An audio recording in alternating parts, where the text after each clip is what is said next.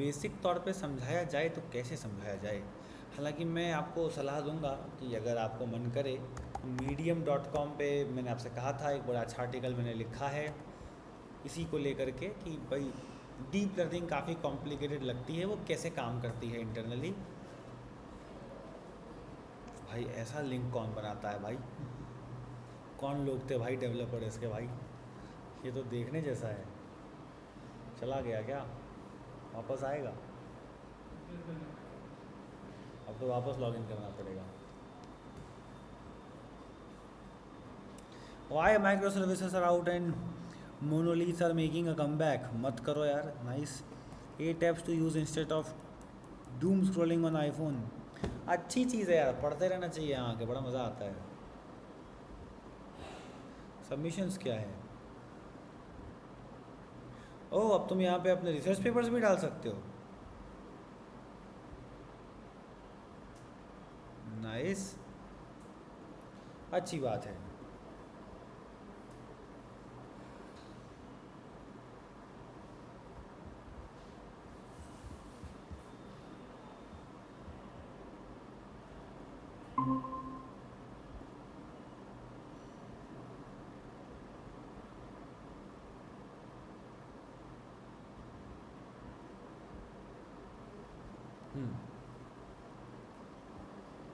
ये रहा साहब, साइलेंट सिंपैथी ऑफ न्यूरॉन्स।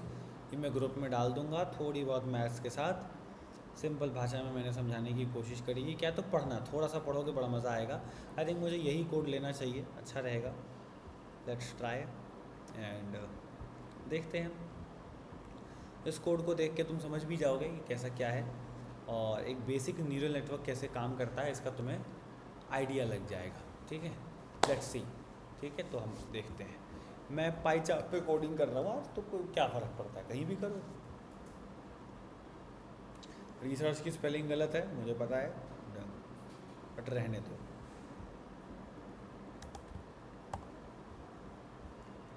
हमने क्या करा, हमने बनाया क्लास न्यूरॉन।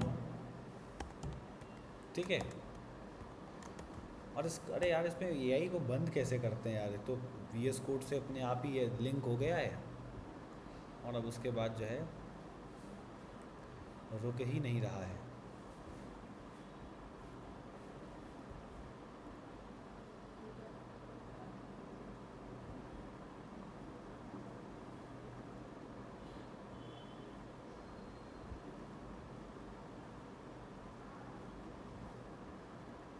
ओके, न्यूरॉन में हमने यहाँ क्या काम करा, हमने जा कर के एक सिंपल सी चीज़ करी। हमने क्लास बनाई है न्यूरॉन। हमें याद होगा हर न्यूरॉन में दो चीज़ें होती हैं, linear function, activation function. Linear function को वेट और बायस चाहिए होता है। इस पूरे प्रोसेस को बहुत ध्यान से समझेंगे आराम से, तो हम वेट और बायस यहाँ पर दे देंगे, ये आ भी रहा है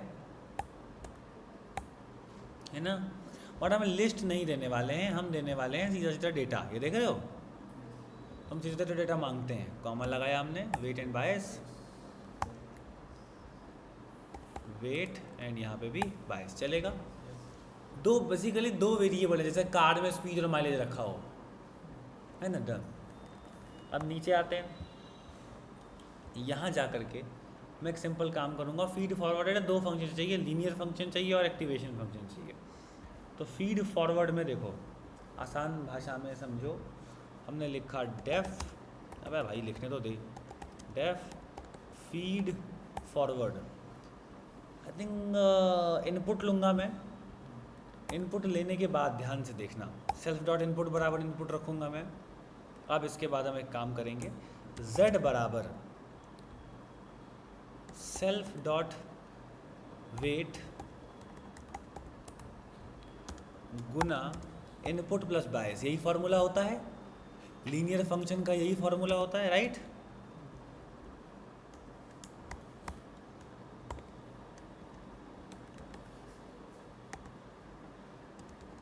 लीनियर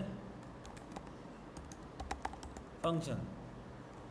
इसके बाद इस z का क्या करूँगा, इम्पोर्ट मैथ। मैथ याद आएगा इस मैथ, इम्पोर्ट मैथ, ये हमने ले लिया।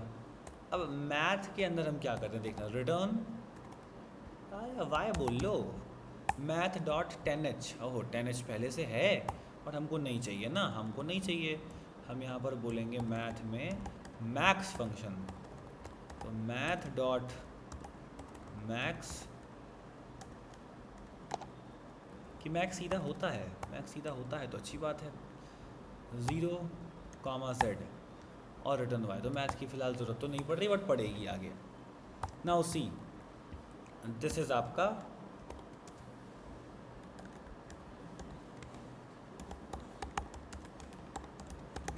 Activation function. ये हमने बना लिया मैन्युअली एक न्यूरॉन बनाने का पूरा टेम्पलेट। अभी तक न्यूरॉन नहीं बनाया, उसकी क्लास बना ली है, ठीक है, कोई दिक्कत वाली बात तो नहीं। नीचे आया, मैंने कहा N1 neuron 1 is equal to neuron weight और बायस, ये हम देंगे रैंडम, ये हम देंगे रैंडम। अभी तो फिर भी हम हाथ से दे रहे हैं, पर ठीक है, आप समझना। मैंने बोला न्यूरॉन, तो मैं वेट और बायस दे दिया है, मैंने रैंडम दे दिया है, तुम्हें कुछ भी दे दिया है, राइट। अच्छे से समझना, दिक्कत नहीं आएगी अपने को। मैं यहाँ पर जा कर के एक काम करता हूँ, एक लिस्ट बनाता हूँ। मैं कहता हूँ देखो study hours is equals to 1 घंटे, 2 घंटे, 1 घंटे, 3 घंटे, 4 घंटे, 5 घंटे, 6 घंटे, 3 घंटे, 2 घंटे, 1 घंटे, 2 घंटे, चलेगा। हमने जा कर के बोला मार्क्स गेन्ड,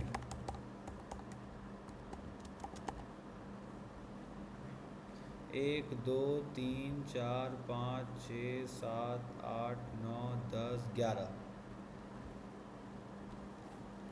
40 नंबर, 60 नंबर। ये तो एक काम करते हैं, एकदम सिंपल रखते हैं, चलो पहले एकदम सिंपल रखते हैं, ठीक है। 6 घंटे तक हमने एक काम करा, हमने जा कर के कहा 35, 40, 45, तो फिर गैप कम हो जाएगा नहीं, 50, 55 नहीं, फिर काम करो, शुरुआत ही करो 50 से, 55, 60, 65, 70, 75, चलेगा, चलेगा। 1 घंटे पे 50 है, 2 पे 55 है, 3 पे 60 है, 4 पे 65 है, 5 पे 70 है, 60 पे 75 है। कोई दिक्कत वाली बात तो नहीं गाइस, सही है। अब हमारा न्यूरल नेटवर्क, माने ये जो हमारा एआई है, ये इस पुराने डेटा को देख के ट्रेन होना चाहिए, ताकि जब मैं इससे पूछूं कि मैंने 7 घंटे पढ़ाई करी, तो ये बोलना चाहिए इसको 80। रियल वर्ल्ड में इतना सिंपल डेटा नहीं होगा, पर पहले तुम काम तो समझ लो, पहले काम तो समझ लो। तो हमने यहाँ पर न्यूरॉन को वेट और बायस क्या दे रखा है, रैंडम। हमने कहा N1 डॉट फीड फॉरवर्ड, और फीड फॉरवर्ड को मैंने कहा स्टडी आवर्स के अंदर से 0। तो स्टडी आवर्स के अंदर से 0 मैंने कहा, क्या बोला मैंने, स्टडी आवर्स के अंदर से 0। आंसर में क्या आ रहा है, कुछ ना कुछ आ रहा है। जो आंसर आ रहा है उसे मैं यहाँ रख लेता हूँ और प्रिंट कर देता हूँ। क्या कर देता हूँ, प्रिंट। देखते हैं एक्चुअल में 1 घंटा पढ़ने पर कितने नंबर आ रहे हैं, 50। और देखते हैं हमारा एआई क्या बोलता है। हमारा एआई जो बोलेगा वो बहुत गलत होगा, क्योंकि जिस बेसिस पर बोल रहा है वो रैंडम है। हमारा एआई बोल रहा है 1 नंबर आएगा, ऑब्वियसली गलत है। कैसे बोल रहा है आओ समझते हैं। हमने कितना पास किया उसको, 50। 50 कहाँ गया, फीड फॉरवर्ड नाम के फंक्शन में, यानी यहाँ है ना। वेट, वेट कितना दिया था, 1, तो 50 गुना 1 कितना, 50 प्लस 1 सेकेंड। हाँ मिनिमम 50 तो बोलना चाहिए था ना इसको। अच्छा स्टडी आवर्स 1 दे दिया, सॉरी। हाँ स्टडी आवर्स पर हमने कितना दिया है, 1 पर 50 आना चाहिए था, ऐसा सीन है। तो हमने इनपुट में कितना दिया हुआ है, 1। स्टडी आवर्स में हमने 0 रखा है, स्टडी आवर 1 घंटा, 0 पर वही है, तो इनपुट में 1 आया। वेट भी 1 गुना 1 प्लस 22 कितना है, तो 1 प्लस 0 1 ही होता है, मतलब कोई बात नहीं, 1 + 0 1 ही होता है, आपने 0 बोल दिया, हाँ ठीक है। अब हमने यहाँ पे मैक्स लगाया है, मैक्स ने बोला 0 बड़ा कि जेड, जेड, तो वाई में क्या आ जाएगा, जो बड़ा है तो जेड बड़ा है तो वाई में क्या आ गया, जेड। अब 1 तो बड़ा होता है तो क्या आ जाना चाहिए 1, तो वाई रिटर्न हो गया और आंसर अपने पास यहाँ पर 1 आ रहा है। कोई दिक्कत वाली बात? अगर मैंने यहाँ जा कर के कहा कि मैंने -3 घंटे पढ़ाई करी है तो आंसर में क्या आएगा, जो कि ठीक बात है, जो कि ठीक बात है, राइट। तो कहीं ना कहीं अगर तुम ध्यान से देखो तो लीनियर फंक्शन का काम ये है कि पैटर्न समझो कि इतने पर इतना कैसे हुआ, 1 घंटे पढ़ने पर कितना आया, तो 50 आया, तो 2 घंटे पे कितना आएगा, अच्छा 60 आएगा, ओके, मतलब 10 का अंतर है। तो ये पैटर्न समझना किसका काम है, लीनियर फंक्शन का। लेकिन अब मान लो मैंने कह दिया -5, तो -5 पे भी वो कुछ ना कुछ तो बोलेगा, बट वो बात वैलिड नहीं है, तो उसको आगे नहीं जाने देना किसका काम है। तो न्यूरॉन के दोनों हिस्से समझ आ रहे हैं, पक्की बात, कोई दिक्कत वाली बात तो नहीं, बेहतरीन। ये रिकॉर्ड क्यों नहीं कर रहे हैं हम, अच्छा हम कर रहे हैं, बहुत अच्छी बात है, फिर तो डन, कोई परेशानी तकलीफ़ नहीं होगी, मैं समझता हूँ आगे बढ़ सकते हैं हम। और अब हमने यहाँ पर एक काम करा, हमने जाकर के कहा -3 और -3 को फिर हमने 1 से गुना किया, -3 आया, -3 + 0 हमने किया, -3 ही आया, और एक्टिवेशन फंक्शन ने आगे जाने नहीं दिया। कोई दिक्कत वाली बात तो नहीं, बहुत अच्छी बात, बहुत अच्छी बात, बहुत अच्छी बात। अब हमें कोई तो ऐसा उपाय चाहिए जो इस डीप लर्निंग के एल्गोरिदम को, इस एआई को ये सिखा सके कि भाई वेट 1 मत रखो ना, वेट 1 मत रखो, 1 से लेके 2, 2 से लेके 3, 3 से लेके 4 घंटे की पढ़ाई में जो नंबर एक्चुअल में आए हैं उनमें और तुम्हारे आंसर में बहुत फ़र्क है। एक्चुअल आंसर कितना है 50, इसका आंसर कितना आया है 1, कितने का फ़र्क है 49 का फ़र्क है। तो इसको कुछ ऐसा करना चाहिए कि इसके आंसर में कम से कम 49 की बढ़ोतरी हो, हाँ कि ना, हाँ कि ना। तो रेंडमली इसने एक काम किया, अभी मैं हाथ से कर रहा हूँ, ये अपने आप होगा, मैंने 49 ऐड कर दिया, कितना कर दिया 22 पे 49 ऐड कर दिया, अब कितना आया आंसर 46 पॉइंट, अरे मैंने -3 कर रखा है, सॉरी, स्टडी आवर्स की 0th इंडेक्स, कितना आ गया, मैच हो गया, एकदम एग्जैक्टली मैच हो गया, बहुत बहुत बड़ा मज़ा आया। लेकिन फिर हमें एक काम करते हैं, 1 गड़बड़ हो गई, गड़बड़ हो गई, क्या गड़बड़ हो गई, आना चाहिए था 55 और आ रहा है 51। तो वो बोलेगा यार देखो बायस को तो कम ज़्यादा करके काम नहीं चलेगा, मैं एक बहुत बेसिक एग्जांपल दे रहा हूँ, मुझे थोड़ा सा गुना करने पर ध्यान देना चाहिए। क्यों ना मैं एक काम करूँ, मैं 10 से गुना कर दूँ और 40 जोड़ दूँ, एग्जाम्पल दे रहा हूँ। अरे तो 60 हो गया, और 0 पर भी 50 हो गया, 10 का गैप हो गया, ऐसे काम चलेगा नहीं। अच्छा एक काम करते हैं, 35 जोड़ देते हैं, ओके 45 हो गया, अब तो कम हो गया है ना, गड़बड़ हो गई। एक काम करते हैं, यहाँ 5 गुना कर देते हैं, यहाँ पे मैं रैंडम कर रहा हूँ, तुम देख रहे हो ना, मैं बिल्कुल रैंडम कर रहा हूँ, ठीक है ठीक है। तो ये सीखा उसने धीरे धीरे, ये उसने धीरे धीरे सीखा कि अच्छा इतना m रखूँ, यानी वेट इतना मैं 22 रखूँ, तो जितना मेरा आंसर है और जितना एक्चुअल आंसर है वो करीब होते जाएंगे। 100% एक्यूरेसी अभी आ गई है क्योंकि अभी बहुत ज़्यादा सिंपल डेटा है। रियल वर्ल्ड में 55 नंबर नहीं आएंगे 1 घंटे पढ़ने पर, हो सकता है 3 घंटे पढ़ने वाले को भी 55 आए हो, तो वहाँ एक्सेप्शन है, वहाँ 100% एक्यूरेसी नहीं हो सकती। और अगर है इसका मतलब मॉडल ओवरफिट हो गया है, माने उस डेटा पर खास तौर पे ट्रेन हो गया है, उसी का बता पाएगा खाली, तो गड़बड़ बात हो जाएगी, राइट। तो क्या सीखा हमने कि हमारा जो ये वेट और बायस है इसे एडजस्ट करेंगे तो मॉडल को ये समझ में आएगा कि एक्चुअल डेटा में जो वेरिएशन है वो कैसे आया है, उसको आगे बढ़ाना कि नहीं बढ़ाना वो एक्टिवेशन का काम है, जिस वजह से नॉन लिनियरिटी आती है। नॉन लिनियरिटी आती है मतलब अब अगर -3 पर -3 ही आ जाता और 1 पर 1 आ जाता और 5 पर 5 आ जाता तो सीधी लाइन बनती ना ग्राफ बनाने पे, बट -3 पे 0, -5 पे 0, -10 पे भी 0 और 1 पर 1, 2 पे 2, 3 पे 3, तो लाइन सीधी तो नहीं बनेगी, है ना। तो यही कहानी नॉन लिनियरिटी, जिससे कॉम्प्लेक्स तरह के जो पैटर्न्स हैं उन्हें एनालाइज करा जा सकता है, पता लगाया जा सकता है कि वो अंदर से कैसे काम करते हैं। मैं समझा पा रहा हूँ क्लियरली बात क्लियर? इसलिए मैंने कहा अब मैं चला जाऊँ और जाकर के बोलूँ कहाँ है GPT अपना, make a simple neural network in tensor flow या लेट्स से अपना क्या कहते हैं पाइटॉर्च। हालांकि पाइटॉर्च थोड़ा और सिंपल होता है इसके मुकाबले में, स्पेलिंग देखो। खैर अब उसने मिन सेट ही ले लिया, इसमें क्या समझाऊं मैं तुमको,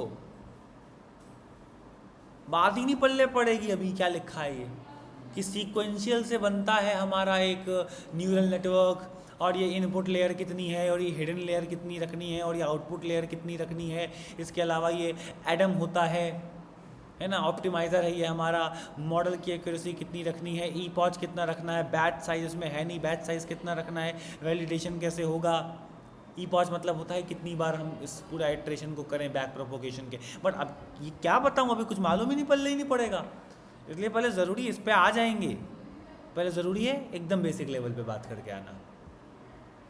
यहाँ तक सब क्लियर था गाइस? कोई झंझट वाली बात तो नहीं? बेहतरीन। तो N1 बराबर न्यूरॉन 5 और 45, रिजल्ट बराबर N1 डॉट फीड फॉरवर्ड। हमने यहाँ पर इनपुट लिख रखा है, स्लीप आवर्स 2 हम डाल दें। अब एक काम करो ना, इसको एक एक करके क्या डाल दो, लूप लगा लो यार, लूप लगा लो। तो हमने हटाया इसको, न्यूरॉन तो एक ही रहेगा,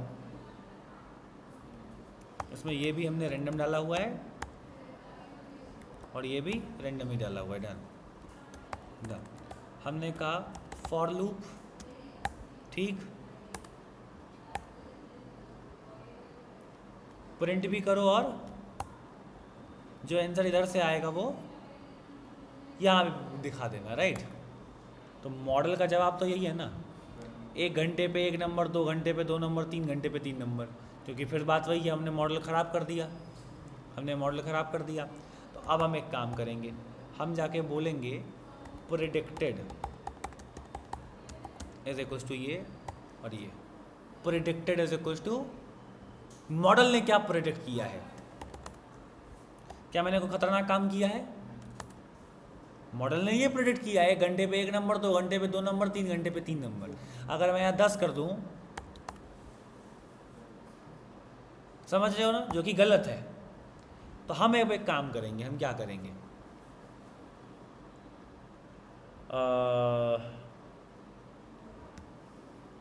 थोड़ा सा हम अगर खेल लें,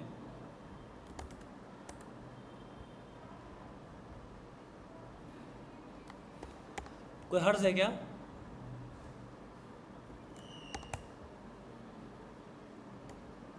चलेगा? अरे रेंज तो लिखा ही नहीं, सॉरी। चलेगा? कोई अंदर पड़ गया? क्यों किया मैंने ऐसा? जितना डेटा स्टडी आवर्स में है उतना ही डेटा मार्क्स में भी तो है ना, है ना, उतना ही डेटा है ना। तो मैं क्या करना चाह रहा हूँ, मार्क्स माइनस मार्क्स गेंड आई, यही डिफरेंस। अरे उल्टा कर दिया, हाँ ठीक है ना।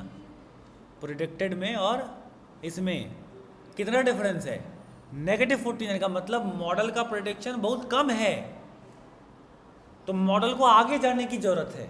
अगर पॉजिटिव होता तो मॉडल को पीछे आने की ज़रूरत है, समझ रहे हो ना।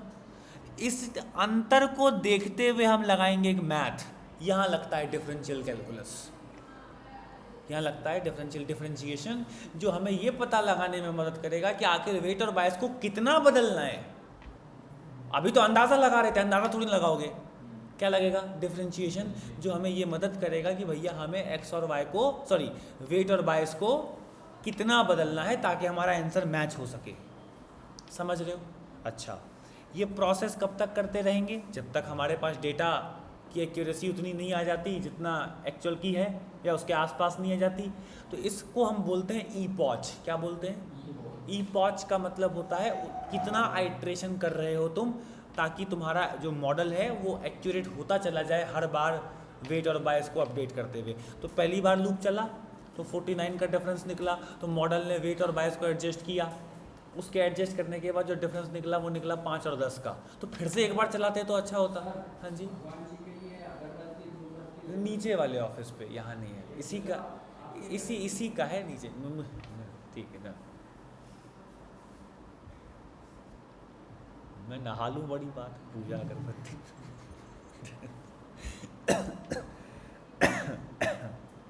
चलिए, प्रेडिक्ट और क्या कह रहा था यार, मैं भूल गया। हाँ, ई पॉज और हाँ, तो हर बार जब हम लूप चलाएंगे तो एक्चुअल आंसर में और इसमें कितना डिफरेंस है, हमने कहा पिछली पहली बार 49 का है, तो हमने डिफरेंशिएशन करके थोड़ा सा वेट और बायस को एडजस्ट किया, थोड़ा सा वेट और बायस को एडजस्ट करने के बाद वापस से ये सारा काम किया, पूरा सब डेटा पाँचों के पाँचों पर, अब 1 पे कितना, 2 पे कितना, 3 पे कितना, 4 पे कितना, 5 पे कितना। अब की बार जो एक्यूरेसी आई वो आई 30-30 के डिफरेंस पे, पिछली बार 49 पे थी, लेट्स से चलो 20-20 पे आ गई। अच्छा, हम लेते हैं थोड़ा सा मामला कि बहुत बहुत फ़र्क पड़ा, 20-20 का डिफरेंस अभी भी है ना, तो वापस डिफ्रेंशिएशन करो, वापस वेट और बायस एडजस्ट करो, वापस पाँचों से सवाल पूछो, 1 पे कितना, 2 पे कितना, 3 पे कितना, 4 पे कितना, 5 पे कितना। इस बार भी यही काम करो, फिर वेट बायस एडजस्ट करो। तो ये कितनी बार करना है, इसको क्या बोलते हैं, ई पॉज। तो ध्यान से सुनेंगे, बहुत अच्छे से सुनेंगे। मॉडल का वेट और बायस शुरू में रैंडम रखा है, मॉडल को बोल रहे हैं अपने मन से जो मन में आता है बोलो, प्रिडिक्शन करो। उसके प्रिडिक्शन को एक्चुअल ट्रेनिंग डेटा तो हमारे पास है ना, ट्रेनिंग डेटा के एक्चुअल आंसर से कंपेयर कर रहे हैं, ऑब्वियसली गलत होगा, कितना गलत है उसके हिसाब से वेट और बायस को एडजस्ट कर रहे हैं, और इसी पूरे प्रोसेस को बार बार किए जा रहे हैं तब तक जब तक हमारा वेट और बायस कम से कम इतना एडजस्ट नहीं हो जाता कि एक एक्यूरेसी एक लेवल पे पहुंच जाए। 100% तो नहीं पहुंचेगी, मैंने कहा। इसी पूरे प्रोसेस को बैक प्रोपोगेशन कहा जाता है। क्या बोलते हैं? इन महान चीज़ के जो कहीं ना कहीं एक बहुत बड़े साझेदार रहे हैं इस पूरे प्रोसेस को डीप लर्निंग में लाने के लिए, उनका नाम है जियोफ्री हिंटन। मैं कहता हूँ इनको भाई लड्डू वड्डू चढ़ाया करो घर पे जा कर के, इनको God father of deep learning कहते हैं। आज अगर हमारे पास इतनी बड़ी बड़ी चीज़ें जीपीटी वगैरह है तो उसमें बहुत बड़ा हाथ है इनका भैया, ठीक है। तो ये ज़्यादा पढ़े लिखे नहीं हैं, बस फिजिक्स से नोबेल प्राइज़ मिला है, मैंने कहा था आपसे एक बार, और एलन ट्यूरिंग अवार्ड मिला हुआ है जो कंप्यूटर में पीएचडी के बराबर है।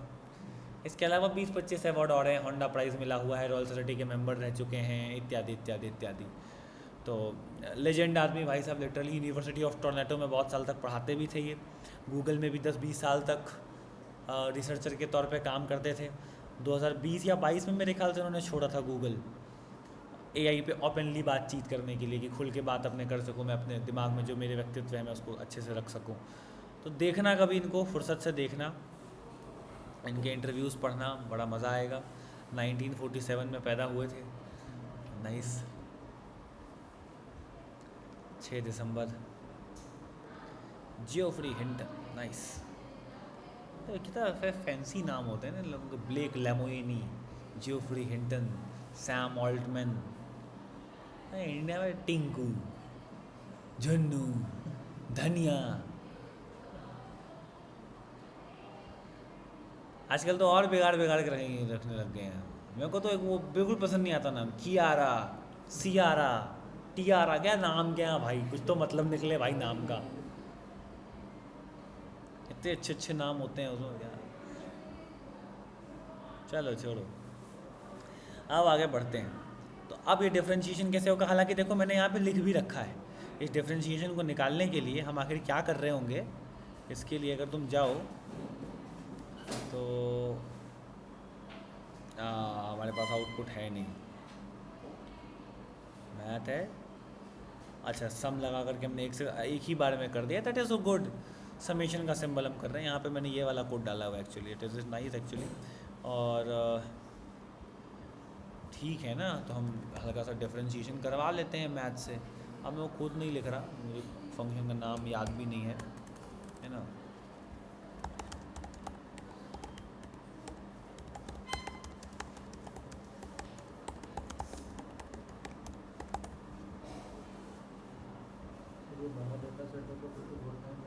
हाँ, अच्छा खासा। ये देखो, फॉरवर्ड लॉस निकालने का फंक्शन कैसे है, बहुत बढ़िया। लॉस निकालना है, ग्रेडियंट्स देख रहे हो, यहीं आ जाते हैं हमारे प्यारे मैथ वाले सारे काम। मैनुअली कर रहे हैं, मैं इतना नहीं करवाना चाह रहा। मैथ से हम करवा सकते हैं क्या? नहीं नहीं सर, मैंने लिखा ही गलत है। यूज़ मैथलिब।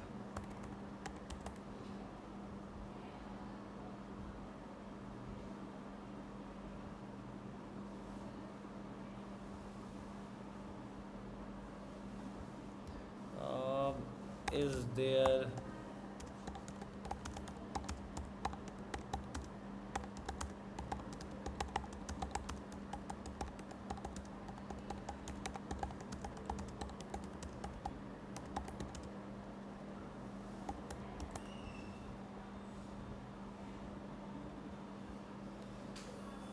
SumPy में है, PyTorch में है। वनीला पाइथन मतलब कोड पाइथन, बेसिक पाइथन ऐसा।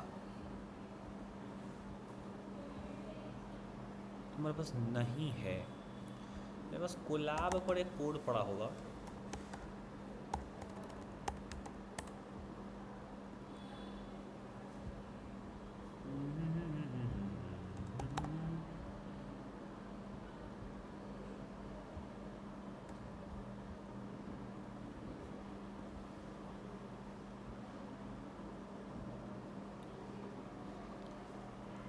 ओके, सिग्मॉइड है, न्यूरॉन है, इनपुट है, बायस है।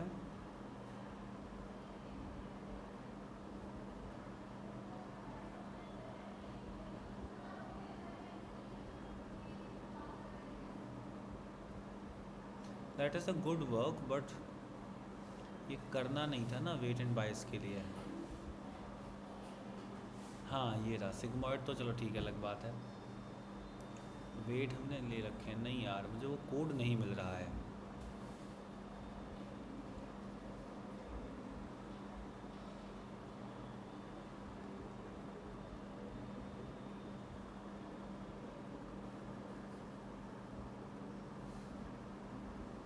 डेरिवेटिव ऑफ सिग्मॉइड, हाँ ये रहा।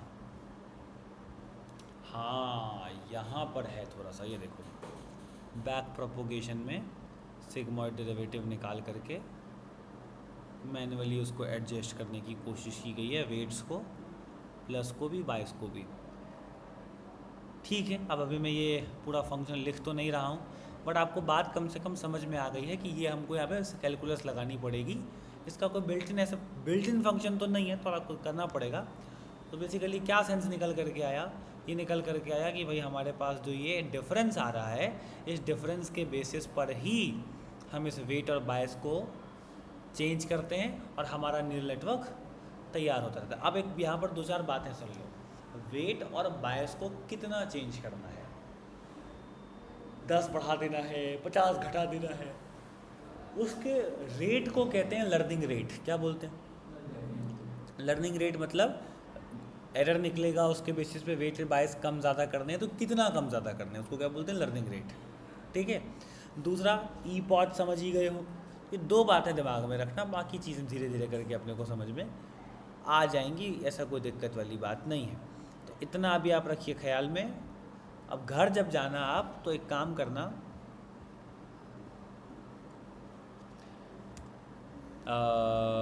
ग्रेडियंट डिसेंट इन डीप लर्निंग, इसके बारे में थोड़ा पढ़ सको तो पढ़ना। लॉस फंक्शन, कॉस्ट फंक्शन क्या होता है, इसके बारे में पढ़ने की कोशिश करना, बहुत काम का है। And wait vector neural network, इसको एक बार देखने की कोशिश करना कि ये क्या होता है। ठीक है। Weight vector neural network, weight vector in neural networks, और दूसरा क्या बोला? Gradient descent in neural network. ये दो चीज़ें आपको हल्का सा पता करने की। सॉरी हाँ, मतलब एक ही बात है, लिखने पर नाम जब सर्च करते हैं तो मशीन लर्निंग भी लिख देते हैं, तो उसमें कोई दिक्कत नहीं है। वेट वेक्टर इन मशीन लर्निंग लिखो, न्यूरल नेटवर्क लिखो, आएगा यही ले दे के, अलग नहीं आएगा कुछ। डन। ठीक है। तो ये दो चीज़ें आप सर्च कीजिएगा, कल मुझे बताइएगा, फिर आगे हम बात करते हैं। थोड़ा सा और बेसिक्स पे चर्चा करने के बाद हम चलेंगे बने बनाए न्यूरल नेटवर्क्स, जो टेंसर फ्लो में हमको बनाने को मिलते हैं, उस पर बात करेंगे। ठीक है, चलेगा ना? ओके, आज बोर तो नहीं हुआ? इसको ख्याल में रखना। ये कोड दूं क्या? ठीक है।